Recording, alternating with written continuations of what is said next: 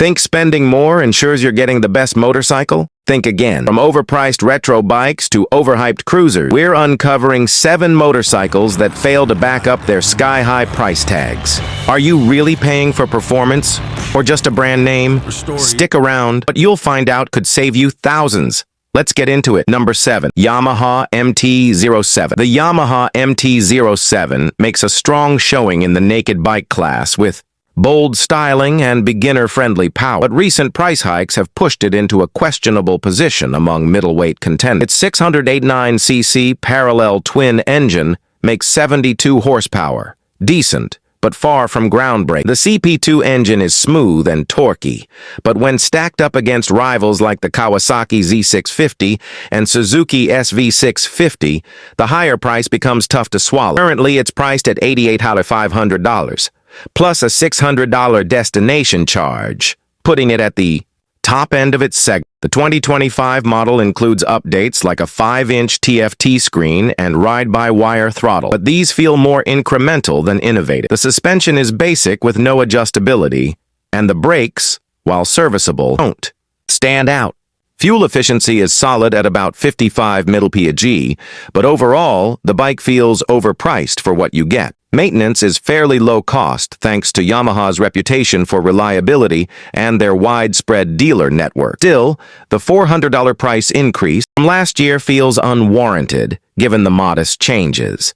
The MT-07 lacks premium features like cornering ABS or advanced rider aids, which really should be standard at this price point. Its biggest flaw isn't performance. It's value. The same or less money, riders could go with the Z650 or SV650 and get similar, if not better, bang for their buck. The MT-07 is a solid motorcycle, but its price now seems to lean more on Yamaha's branding than genuine value, making it a tough sell in today's competitive market. Number 6.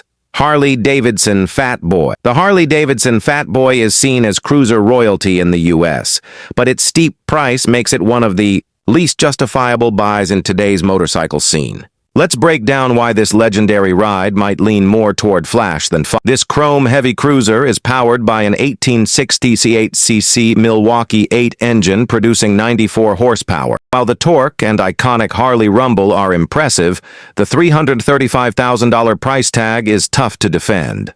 Bikes that cost much less deliver similar performance, casting serious doubt on the Fat Boy's overall value. Its fuel economy is another downside, averaging only 18 mpg in real-world conditions. When you pair that with rising fuel costs, the expense of owning one gets even worse. Weighing in at around 700 pounds, the Fat Boy is cumbersome, especially in city traffic and tight parking spots. The finish is generally solid, but the high price raises expectations that it struggles to meet. Maintenance is expensive too.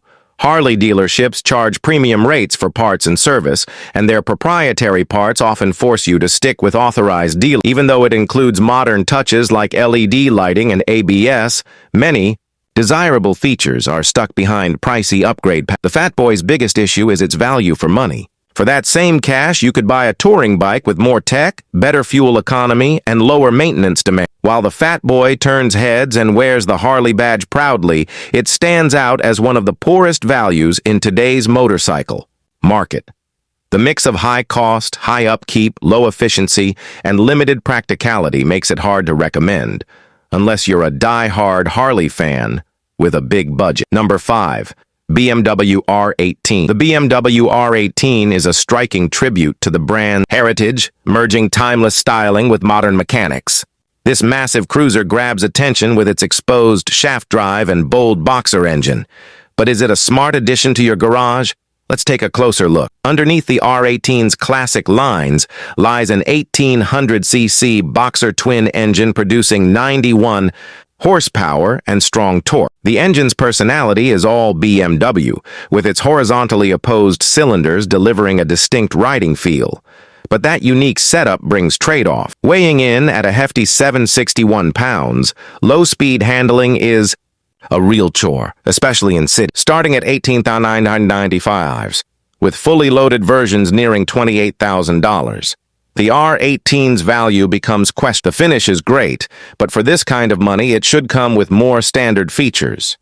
Its suspension is decent but not highly adjustable, and the electronics feel basic when compared to similarly priced rivals. It averages around 45 mpg, but the 4.2-gallon tank limits range. Comfort is fine for short trips, but longer rides expose a lack of wind protection and limited suspension travel. Maintenance is costly too, thanks to the boxer layout requiring specialized tools and expertise. The R18 doesn't fail in performance or craftsmanship. Its biggest flaw is the value for money. For a similar outlay, you could pick up a more tech-packed tourer with greater comfort and cheaper maintenance. Though the R18 looks the part and exudes presence, its practicality and pricing miss the mark for everyday. Number 4. Ducati Diavel V4. Ducati Diavel V4 is one of the most visually striking and technologically advanced power cruisers on the market.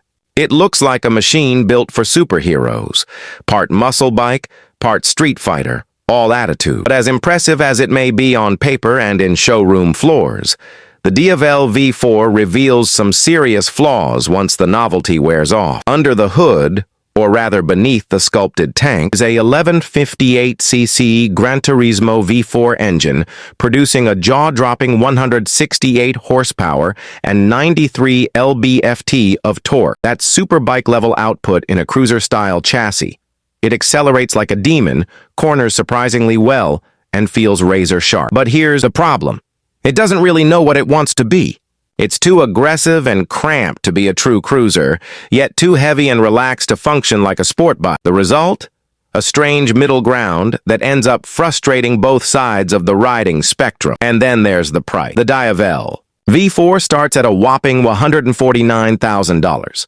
For that kind of money, you'd expect flawless ergonomics, exceptional ride comfort, and world-class practicality. But the Diavel offers none of those. Its riding position feels awkward on longer rides.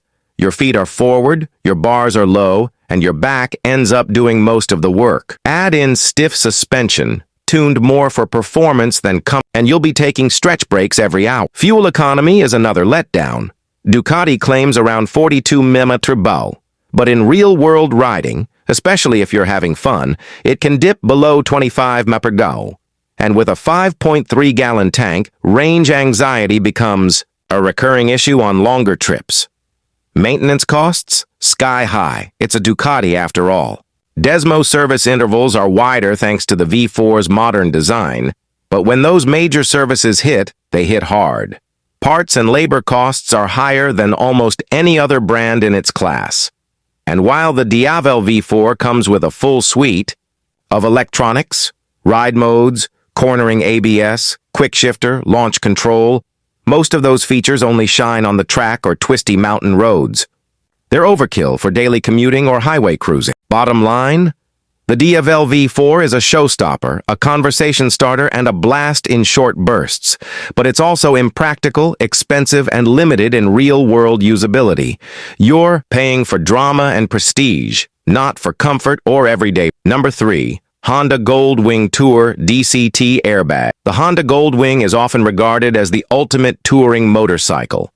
It's got a reputation for bulletproof reliability, serene comfort, and mile-devouring capability. But the top-tier DCT airbag trim comes with a price that'll make even hardcore Goldwing fans do a double take. Let's start with the good. The Goldwing Tour DCT airbag is powered by a 1833cc flat-six engine that produces a silky smooth 125 horsepower and 125 lb-ft of torque. It's mated to a 7-speed dual-clutch transmission, which allows seamless shifting and a relaxed touring experience. The seat is plush, the wind protection is excellent, and the infotainment system rivals that of luxury cars, complete with Apple CarPlay, Android Auto, navigation, and premium audio. But then comes the sticker shock. The airbag model is priced at $171,000.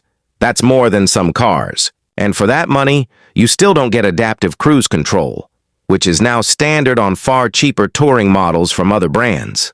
Its sheer size, 889 pounds wet, makes low-speed maneuvering nerve-wracking, especially for smaller riders. And the DCT transmission, while smooth, removes a lot of the rider engagement that makes touring enjoyable for some. Fuel economy isn't terrible, averaging 35-40 mph, but combined with a 5.5-gallon tank, your range tops out around 200 miles before needing a refill. That's not exactly classic. Service costs are another issue. The engine may be ultra-reliable, but when something does need attention, labor times are significant because of how much bodywork and tech you have to remove just to access basic components. It's also worth mentioning that some riders report the airbag system creates an overly bulky tank area and slightly compromises the ergonomics. And let's be honest, the airbag itself is rarely a deciding factor when choosing a bike. The Goldwing Tour DCT airbag is a marvel of engineering, no doubt. But unless you're specifically looking for the absolute top-of-the-line long-haul tourer, there are better value options like the BMW K1600 GTL or even the standard Goldwing that offer 95% of the experience for tens of thousands less. Number 2. Harley-Davidson CVO Street Glide. The Harley-Davidson CVO Street Glide is the very definition of premium American touring. It's flashy, powerful, and loaded with tech. But with a price tag that climbs north of $226,000, you have to ask yourself, what are you really paying for? Let's break it down. The CVO Street Glide is powered by the Milwaukee 8 121 VVT engine, a new 1977cc monster that delivers 115 horsepower and a 139 lb-ft of torque. It's the most advanced Harley engine yet, and it shows in throttle response, cooling efficiency, and top-end performance. It also comes with a massive 12.3-inch touchscreen, full Bluetooth connectivity, premium Rockford Fosgate audio, cornering, rider aids, and electronically adjustable suspension. Sounds like a dream package, right? Well, sort of. Because under all that tech, you're still riding a heavy, air-cooled cruiser with the same limitations that have plagued Harley touring bikes for years. It weighs over 860 pounds, has limited ground clearance, and vibrates at idle despite counterbalancers. And while the tech is flashy, some of it still feels clunky. The infotainment system can lag, and screen glare is a real problem in bright sunlight. Fuel economy? Around 17 to 20 mph. That's atrocious for a modern motorcycle, especially considering the touring role it's supposed to play. You'll be stopping often and paying plenty at the pump. Then there's the cost of ownership. Insurance premiums on a CVO are higher than average, and routine service is expensive. Plus, once you roll off the showroom floor, you're losing thousands in depreciation. Customization options are limited too, ironically. You're paying top dollar for a factory custom that's already locked into a specific look and spec. The CVO Street Glide is an impressive bike, but it's not twice as good as a standard street glide. And that's the problem. You're paying a super premium price for incremental gains. Unless money is no object or you're collecting bikes like watches, it's tough to justify the CVO's outrageous MSRP. Number 1. Confederate Hellcat X132. Topping the list is a bike that embodies excess in the most unapologetic way possible, the Confederate Hellcat X132. Built by the now renamed Combat Motors, the Hellcat is a rare, aggressive, and wildly expensive machine that turns heads but leaves practicality in the dust. Let's start with the numbers. The Hellcat X132 is powered by a 2163cc V-twin that produces 132 horsepower and a staggering 150 lb-ft of torque. It's hand-built, crafted from billet aluminum, and features a unique girder-style front suspension. Everything about it screams exclusivity. But then comes the price, $326,000. Yes, you read that right. That's not a typo.